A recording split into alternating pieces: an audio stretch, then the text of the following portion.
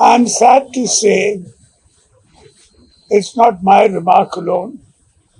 It is said by very many people in our state that there is no expenditure being made by the state government for the people of the state for their development. This is a very sad thing to report. Time and again, this has been brought to the attention of this state government that there must be some expenditure for the development of the people of the state, but they seem to be totally neglectful about this. Everyone is suffering. It's not exclusive to any people, it is everyone that is suffering.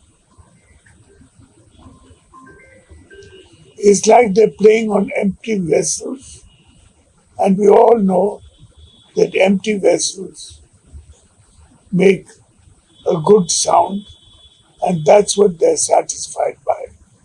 I'm very sorry to report these facts. Thank you.